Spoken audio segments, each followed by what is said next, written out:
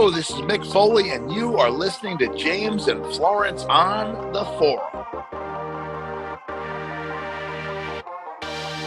Hi, everyone. This is James Patrick. And yes, we've been gone way too long. We have been working on so many things. It's going to be an incredible summer. We have a lot of things coming up for the fall. Florence and I are just so excited. So don't think nothing happened to us. Everything's okay. But we've been posting a lot of our older videos, and they've been getting in the thousands of views. And some guests we're actually going to bring back because they have new projects coming up. And I am just so excited. Very proud of the work that Florence has done. Yes, we are on TikTok. We are growing cats and dogs on TikTok. So all you 12-year-olds out there telling us to go on TikTok, we got you covered. Our Twitch channel is now going. We're going to be doing Twitch. We feel like kids out there. So Florence, I'm so excited for all the things you're doing. It's great to be back on the air with you. How are you doing? I'm doing great, and I absolutely agree with everything you said. Even though it seems like we've been away, I think we've been working harder than we ever have, and our numbers have been bigger than they ever have. It's been amazing, like you said, with the old guests coming back, and those videos, those interviews that we did with them, the original ones, are getting thousands of views, and I think that's fantastic. So I am very excited. Jampa Media is on a whole new level now, so it's very exciting. It's humbling. We just had our best month ever, and we were it's amazing. Now we have celebrities that wouldn't speak to us talking to us, and it's kumbaya, everyone, cats and dogs living as one. It's an amazing time for us. It just makes us so happy that you guys love our content, love what we're doing. Florence and I did one video, and that was it. And we thought to ourselves, we'll just do a video. It's a cute video. And it got hundreds of views, and we couldn't believe it. And that's what really started it about a year and a half ago. And Florence and I are just so grateful and blessed for all of you to really enjoy us. We had this guest on another one of our shows that we had before, and she really rocked it. And we wanted her back on because we wanted her on the big show on us because she's got so many great things, and she's a hero of mine because I have been a fan of ESPN since it started when I was a kid in '79, and boy, she has been an icon and a rock on that show on ESPN, and I can't wait to talk to her. So why don't you introduce our guest, Florence? Yes, I feel the same way you do, and she's been a friend of ours on social media for a while. And not only is she a sports anchor on ESPN Radio, but Christine Lisi does it all. She's got an amazing website called Cookies by Christine, which I view regularly. And she posts all her recipes and her amazing, delicious photos that I just want to jump into my phone and computer and just grab. Her stuff looks amazing. She also has a podcast on Podbean called Bake Boss, and she just does it all. She's a voiceover artist. I am just so happy to have you back with us, Christine, on our show, The Forum. Welcome, Christine. How are you? Hi, James. Hi, Florence. I'm good. How are you guys? Thank you. You said so many nice things. Thank you. It's warranted. First of all, Christine, you're the second person I know that went to the prestigious school, SUNY Geneseo. And why don't you talk about that experience? Because that's one of the top arts schools in the nation. Yeah, it's funny. It's always in the Geneseo is always in like the top rated schools and bargains, and it's a state school in New York. It's near Rochester, and there's like 5,000 students undergrad there, and they have graduate programs as well, and it's in a small little town, and it was just some of the best 4 years of my life were there. I made wonderful friends, and I got the TV and radio bug all the way back there, working at the TV and radio station on campus. And I can't say enough good things about that school. I have so many fond memories. And the neatest thing is my core group of friends, there were 7 of us, and we're still all extremely close, which is really nice because I'm old and we've been out of school a long time. So you're still in your prime. Come on. You got a lot going on. You're doing great. What I loved is a hero of mine was Dick Schaap, and I just loved him so much. And I was so glad that the interviews that I read about you, you raved about how nice he was. Why don't you explain your working relationship with Dick and what kind of a guy he was? He was so kind. He, in addition to all the TV stuff that he did radio. When I started there, he was doing radio on Saturdays, the Dick Schaap show. And, I did updates for him, and he was so kind. Like when he heard me walk during a break, he heard me walk in the control room, and he said, "Oh, is that Christine?" And he just says, I still remember this like yesterday. He said, "You have a lovely voice." He goes, "And I like your work." And he goes, "I sound like a gravelly old man." And I just laughed at him, and I said, no, you don't. But he was just so kind. And I don't know anybody who ever said anything bad about him. He was just very kind and very nice, and very easy to work with.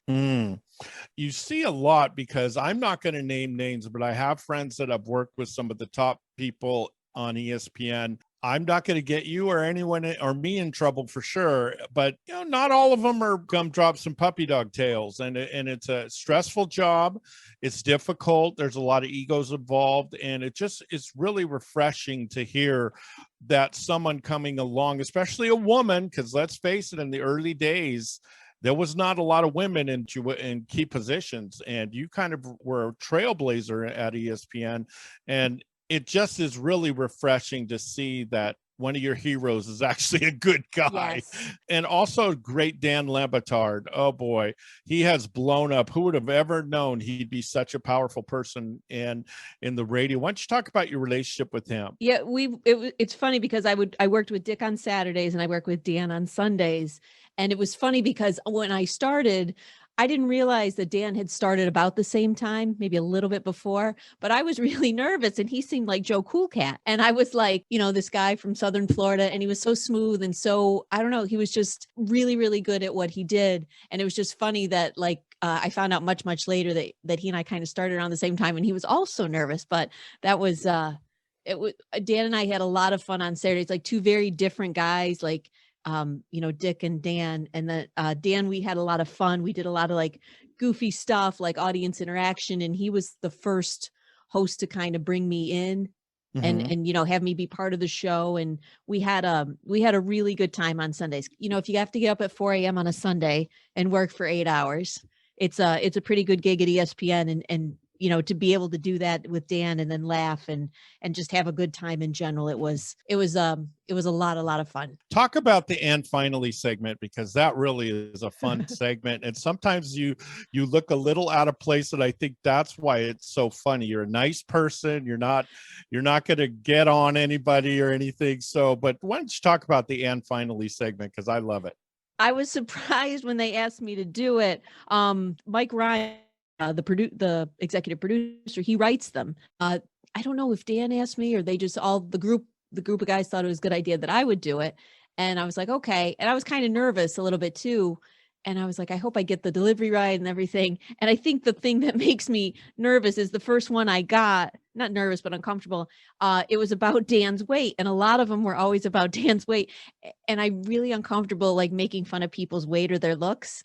And I think that's why people thought that was so funny, because I still can see this in my mind, how I was. And I was like, oh God, I stopped before I read it. And I was like, I didn't write this. And they're like, no, you have to read it. You have to pretend you wrote it. But they were just kidding with me on air. And so I read it. It was about Dan's weight. And I was like, man, this is but it was fun. Like those were a lot of fun. And I think because I was so uncomfortable that everybody thought that was just funny. I think it was, and I think that's what made it. Plus, Dan is such a self-deprecating guy. He doesn't take things too seriously, and he gets it, as they say. And I think that's why he kind of has that everyman personality that everyone really kind of gravitates to, because he's a fun guy. And to put someone like you in that situation, it is always so funny. And I think that shows a lot to you too. Like you said, it's uncomfortable, but you've done a great job with it. And did you ever think that you would be such an integral part of ESPN when you first started? I didn't. I was so happy to be there, just doing updates. For me, that's the pinnacle. Like, where would you rather be? Marv Levy used to have a saying, the old Bills coach, where would you rather be than right here, right now? And I feel like that about ESPN, because it's really hard to get there. And I've been there, it'll be 21 years in September. And I'm just really, really lucky that I get to go there and I get to talk about sports, which has been a wonderful distraction amid the last disaster of a year. And just, like I look up today and there's 5 baseball games on, and it's just like, whoo, last year we didn't have any of that. It's nice to have that kind of distraction for every day. And I'm really lucky. It's just, well, you're a blessing to us and to all the people that listen. So we're really lucky too to have you. Also, we have a lot of Bills Mafia in our crowd, and I would be totally destroyed if we didn't talk about your love for the great Buffalo Bills and what an amazing turnaround they've made. They really look solid. What do you think the outlook for them is next year? I think they could. Don't see why they can't win the Super Bowl. I actually told my college roommate, I still remember this, on Christmas Day, I called her, wished her Merry Christmas, told her I loved her. And I said, by the way, I think the Bills are going to win the Super Bowl this year, meaning this past year, because she lives in the town next to where they play. And she said, you would not believe how happy people are. And I said, yeah, because there's something about that area that people are just, it's kind of hard to describe unless you live there or you've been there. Like my husband always marvels at, like, I can see somebody in a Bills shirt, or I'll have a Bills shirt on, and you go and talk to them like you've been friends for 50 years. And it's just that connection with people. And it was so much fun this past season to watch them do so well. And for 3 hours, you don't have to think about all the bad stuff, Yeah. And it was an awesome ride. And I was crushed when it ended. You're always crushed. I was like, oh, I'll just be happy with however far we get. But at the end, like that Kansas City loss, that was a tough one. I miss it because I grew up in the Bay Area and we had the Oakland Raiders, and in the 60s and 70s, before my time a little bit, but it was just like that family. You would meet people on the street that needed something. You would just give it to them. I remember handing money to people just because they had a Raider hat on and they needed something, giving them buying him gas money or giving him rides. And I would never give a stranger a ride, but he had a Raider hat on. So, and I think family. Yeah, he was family. And that's why I've kind of gravitated a little bit to Buffalo, because the Raiders have kind of lost their way and lost their identity. It'll never be that way again. But I think Buffalo is that last kind of place that really hasn't lost its innocence. And it gets what it's about, the community. When they're not doing well, people are down. And when they're doing well, there's no better place to be. Yes.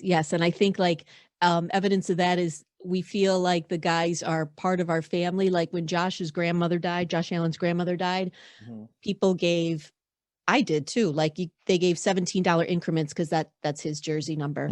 And they raised like over $500,000 for the Oshai Women and Children's Hospital for him, or if anybody, like when Andy Dalton when he was with the Bengals, he made a play and the Bills got into the playoffs. Yep. Thanks to a Bengals win. And like people gave to Andy Dalton. Like, it's just like this, I guess, pay it forward kind of thing. Like people don't have a lot of money, but you're like, hey, you know what? I got $17 to give here. I can help this person. I can help that person. I love it. I pull for Buffalo every time. That's awesome. We need all the support we can get. From a Raider fan. Now, Christine, I wanted to ask you and I have a lot in common.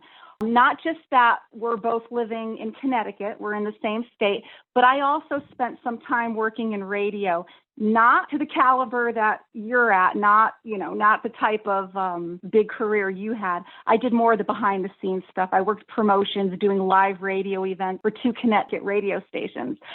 But I also know that you love baking, and I think you are an incredible baker, and I love your website.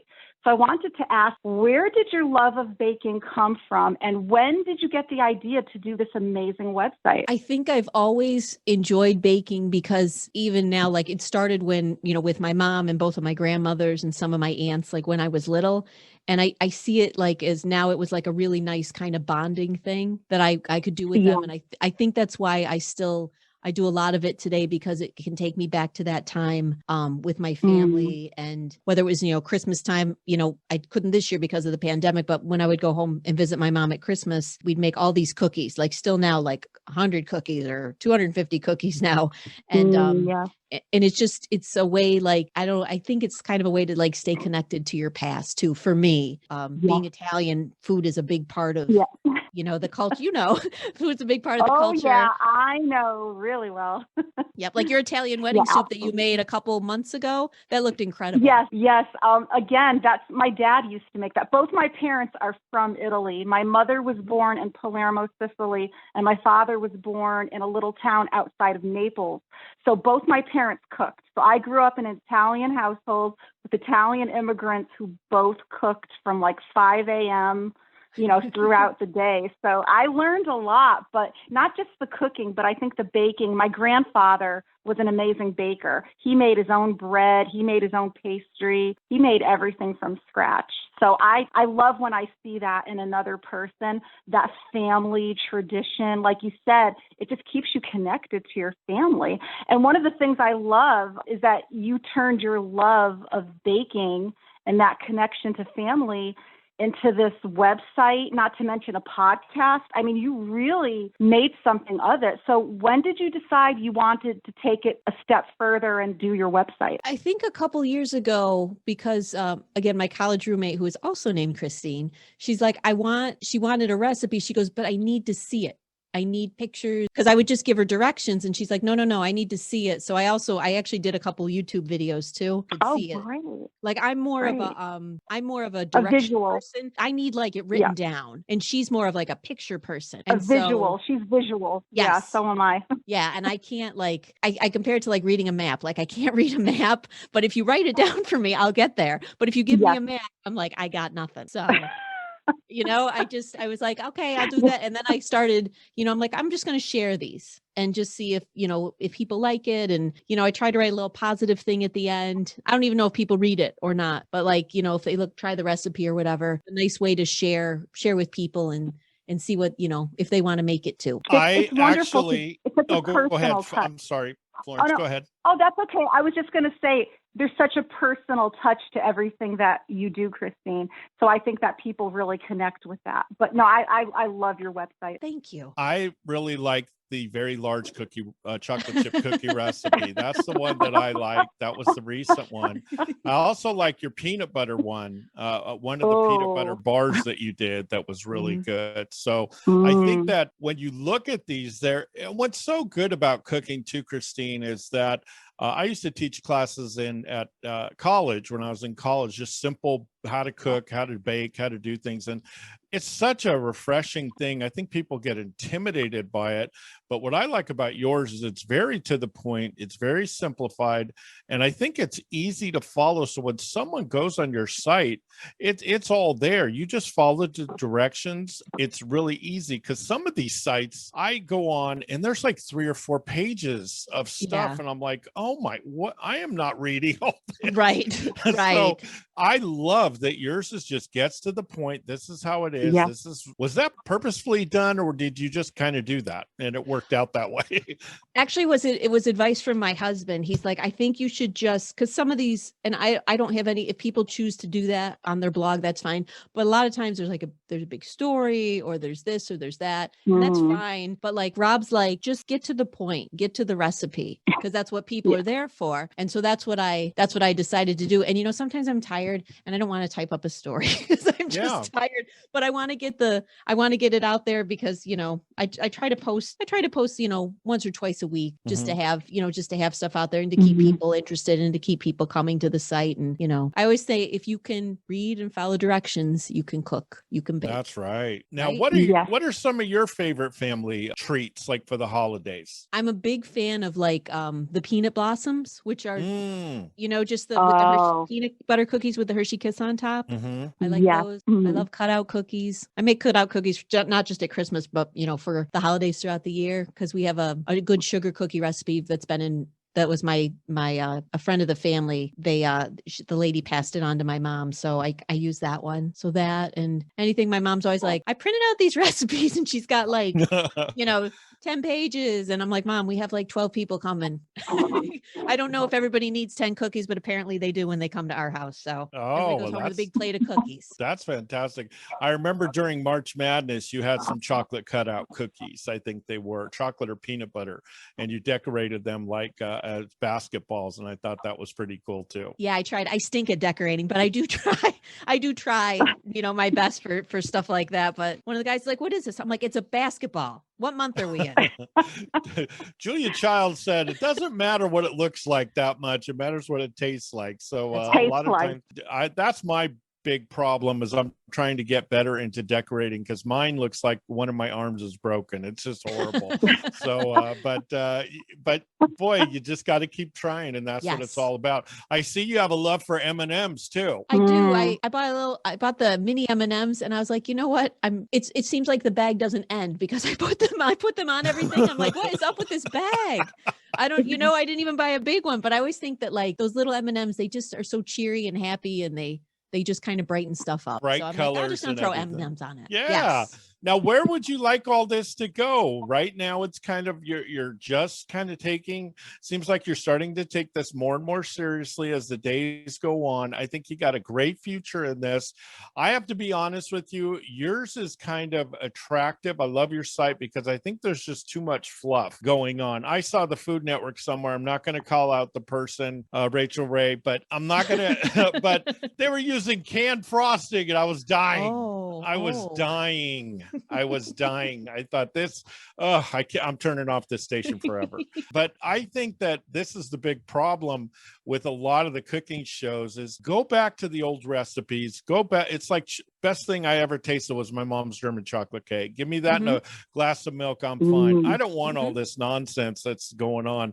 And that's where I see is just a great old school recipes. Where would you like this to go? I don't know. If I've gotten a decent amount of people to follow me, which I enjoy. And I think that's awesome. And when people like react to me on, Twitter or Facebook or Instagram or whatever, like I like seeing that baking makes people happy, that my baking makes people happy. I like to bring it into work because, it's a good place to work, but it's hard. There's a lot of stress. There's a lot of pressure, and I was like, you know what, if my brownies on a Thursday morning make people happy, then I'm bringing in brownies on a Thursday. So it all works. Great. It's funny how food brings everyone together during bad times. There's with all the problems we're having right now with society and stuff, nothing like a cupcake or a brownie or a cookie to kind of just get cheerful. All this stuff's nonsense. Food is a great thing to bring people together. Now, what is your future? Obviously, you're going to stay at ESPN. You're doing fantastic there. Other than your baking and stuff, what other things that you're looking into doing? Are you looking into doing more on YouTube, doing more videos? What are you looking on doing? I would like to do more videos. It's just a matter of like, I just need to pull out the iPad, and it's because on iMovie, it's easy to put together a video, a baking video and stuff. And I do a lot of it. Like I'm on camera a little bit, and then I got to figure out a way to do it that it's just like a shorter video, like, and the graphics just go across the screen, like have a cup of butter, a cup of sugar, you know what I mean? Like that. So I just need to, sometimes it's hard to find time to do all that, but I would like to do a few more videos because those are fun too. Because people have checked out what one girl she contacted me on YouTube and she's like, I'm going to make these. And she made them and she really liked them. They're chocolate chip cookies stuffed with brownies. I think that's what she made. And she contacted me and she said they were good. So I was like, oh, that was, stuff like that makes me happy. Cause I know some people won't share their stuff. I don't know why. I find that kind of strange, but like, I was like, make it, and if you make it better than me, great. That's fine. But I think some people might be a little hesitant to do that, but I'm the same way. We're doing something in the future and I don't want to spill the beans now, but I'm the same way. I have on my WordPress, I put up a lot and some of them were getting thousands of views and I didn't even know people were reading it, but just simple recipes, pecan pie, easy pecan pie, Mexican wedding cakes, drinks, different types of drinks. And I think that it's really fun when you share it because when people do it, and this is what I like about there are a handful of people, and I hope more people will do it, because we're going to encourage this. Just do your recipes and share them, because it is fun. Yes. Yeah. It's a nice little bonding thing that you can do with people, and it's something happy. And if, if they do it and it makes them happy, that's, that makes my heart full. Oh, that's fantastic. Well, Christine, I have something to ask you before you go off air, but it has been a pleasure. Everyone, we're going to be spreading the joy with her sites and everything. We're going to be flooding you guys with cookies and cupcakes and special recipes. And Florence and I may just do a couple too, and we'll share it. We'll make sure Christine knows, and we'll be sharing it. I will try not to eat them all before I show them on camera, but her pictures are hard to watch. I can't watch them all because they're so good, but we're just really excited about what you're doing, Christine. We thank you for all the joy you've given us on ESPN. Been a special part of it, and we're just really blessed to have people like you on that really make our day and make us laugh and share with us the good and bad of sports. Sometimes it's not always good, but the thing is, you do it with a smile and you do it with a great presence, and we really appreciate it. Well, thank you guys. You guys are so kind, and it's nice to see. That's fantastic. We so appreciate it. And you guys, Florence, why don't you take us out? Yes. Well, I can't say enough about Christine and her amazing career. I want everybody to go to her website, Cookies by Christine. You will not be disappointed. Mouth-watering recipes. I just love the website. Like I said, I check it out regularly. And she also has her podcast on Podbean, Bake Boss. So check that out as well. Christine, thank you so much for being on the forum. I really, really appreciate it. I know James does as well. And we will see you on social media. I love your posts. So I'm just so excited that you were able to come on. Thank you guys so much. I appreciate you guys. Thank you. Thank you. And take care, everyone. Have a great week.